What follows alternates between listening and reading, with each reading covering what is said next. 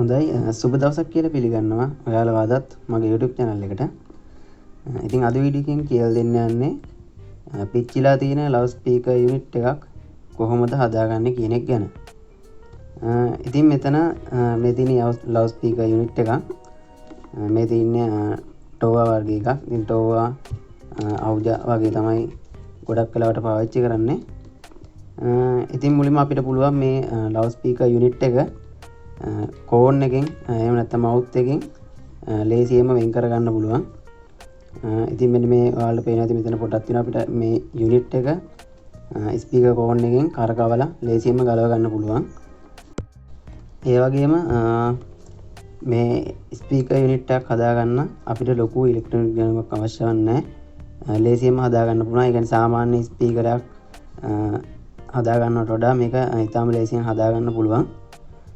හොඳයි එහෙනම් බලමු මේ ස්පීකර් යුනිට් එක කොහොමද හදාගන්නේ කියලා. හොඳයි ඉතින් මුලින්ම ඔයාලට පේනවා ඇති මේ ස්පීකර් යුනිට් එකේ මේ විදිහට කප් එකක් තියෙනවා. මුලින්ම අන්නේ කප් එක අපි ගලව ගන්න ඕන.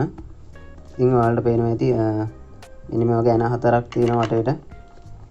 ඒ ඇන හතර මුලින්ම ගලව ගන්න ඕන.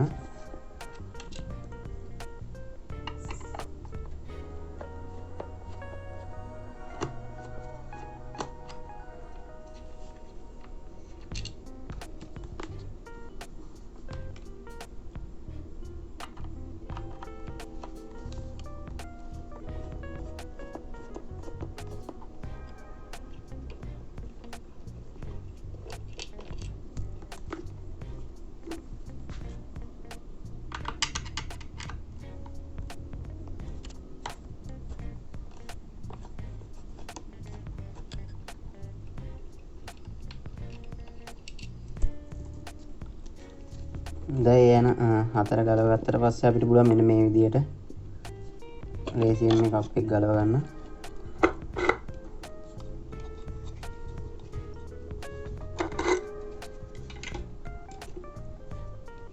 දැන් මෙන්න මේ විදිහට තමයි තියෙන්නේ. ඔයාලට පේනවා ඉතින් මේ තියෙන මැග්නට් එක. හොඳයි ඊළඟට අපිට පුළුවන් මෙන්න මේ ඇන හතර ගලවලා මේ යුනිට් එකේ ස්පීකර් කෝඩ් එකට සම්බන්ධ වෙන කොටස ගලව ගන්න. මෙන්න මේ කොටස ගලව ගන්න. ඊළඟට අපි මෙන්න මේ විදිහට මේ යන අතරින් ඒ කොටසත් අයින් කරගමු.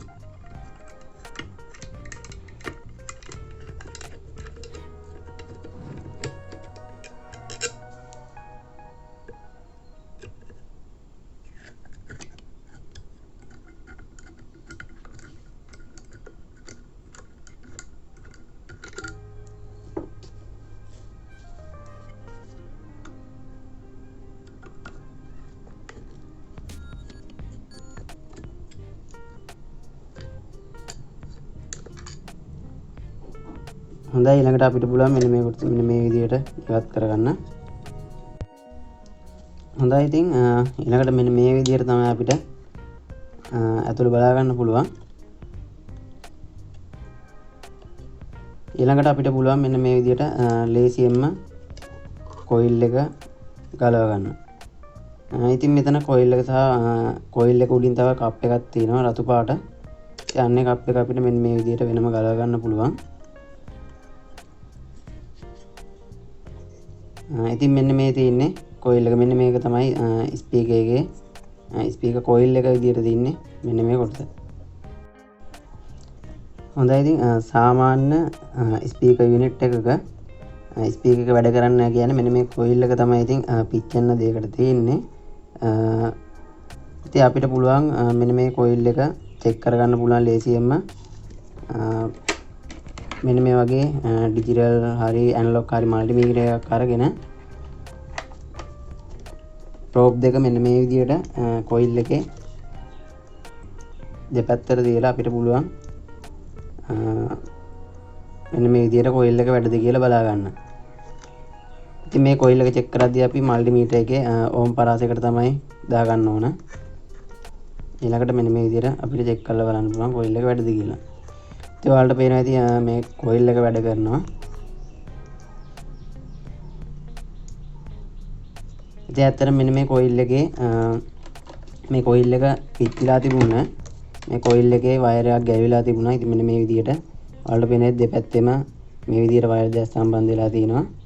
ඉතින් මෙන්න මේ එක පැත්තක වයර් එකක් ගැලවිලා තිබුණා. ඒ වයර් එක මම ඔයාලට පෙන්වන්න ඕන නිසා මෙන්න මේ විදිහට පාස්සල ගම් එකක් දාලා තිනවා.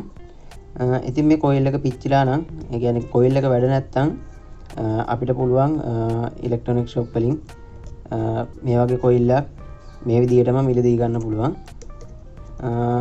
ඉතින් ඔයාලට මේ කොයිල් එක චෙක් කරගන්න මල්ටිමීටර් එකක් නැත්තම් අපිට පුළුවන් මෙන්න මේ කොයිල් එකේ දෙපැත්තට මෙන්න මේ විදිහට වයර් එක සම්බන්ධ කරගෙන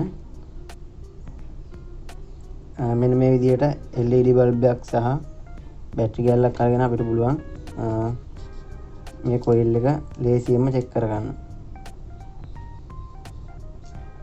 ඉතින් මෙන්න මේ විදිහට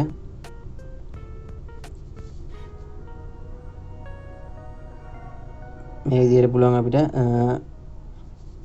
මල්ටිමීටර් එකක් නැත්තම් මේ කොයිල් එක චෙක් කරගන්න. ඉතින් බල්බ් එක පත් වෙනවා නම් කොයිල් එක හොඳ තත්ත්වයේ තියෙනවා කියලා අපිට දැනගන්න පුළුවන්. හොඳයි ඉතින් මෙන්න මේ තියෙන්නේ පරණ ස්පීකර් යුනිට් එක කොයිල් එක. ඉතින් මෙන්න මේ කොයිල් එක පිච්චිලා තින්නේ.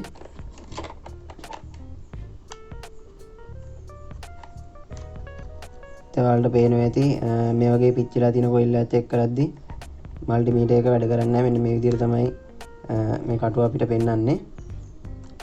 හොඳයි ඒ වගේම අපි අලුතින් කොයිල් එකක් මිලදී ගන්නකොට මෙන්න මේ පරණ කොයිල් එක අරන් යන්න පුළුවන් නම් ගොඩක් හොඳයි. මොකද සමහර ලාවට මේ කොයිල් වල පොඩි වෙනස්කම් තියෙන්න පුළුවන්. හොඳයි අපි කොයිල් එක නැවතත් සම්බන්ධ කරගන්නකොට මෙන්න මේ කොයිල් එකේ මෙන්න මේ දාර වලට පේනවා ඇති ඩැමේජ් නොවන විදිහට තමයි සම්බන්ධ කරගන්න ඕන. ඒ වගේම මෙන්න මේ මැග්නට් එකේ මෙන්න මෙතන තමයි කොයිල් එක සෙට් වෙන්නේ. මෙන්න මේ දාරට. ඉතින් මෙන්න මේක සමහර ලාවට දූවිලි එහෙම තියෙන්න පුළුවන්. ඒක නිසා කොයිල් එක සම්බන්ධ කරගන්න කලින් හොඳට පිරිසිදු කරගන්න ඕන. හොඳයි ඉතින් ඊළඟට කරන්න තියෙන්නේ අපිට අපි අලුතින් ගෙන ආපු කොයිල් එක නැවතත් අපි මේ යුනිට් එක ගලවපු පිළිවෙලටම නැවතත් සවි කරන එක. ඉතින් ඔයාලට පේනවා ඇති මෙන්න මේකේ මෙන්න මේ මැග්නට් එකේ මෙන්න මේ විදිහට දෙපැත්තේ කට්ට දෙකක් තියෙනවා. ඉතින් අන්නේ පැත් දෙකට තමයි මේ කොයිල් එකේ වයර් සම්බන්ධ වෙලා තියෙන පැත්ත තිබුණේ. ඉතින් මෙන්න මේ විදිහට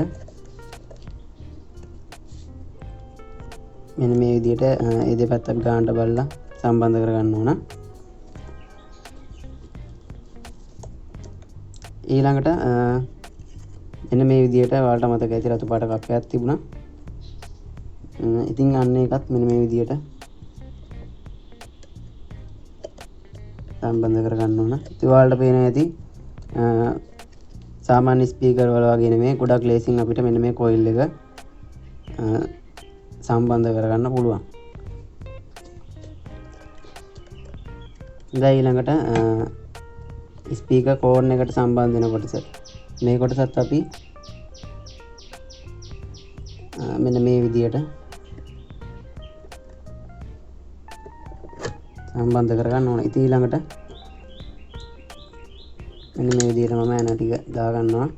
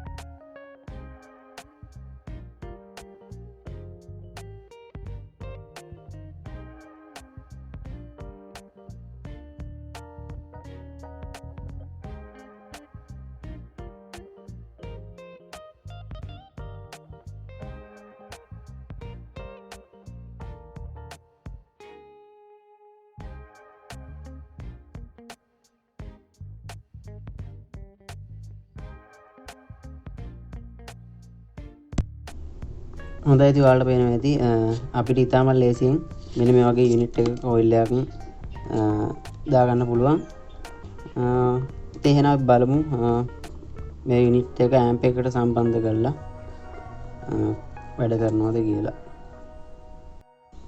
හොඳයි ඉතින් මෙන්න මේ විදිහට මම යුනිට් එක ඇම්ප් එකකට සම්බන්ධ කරගෙන තින්නේ.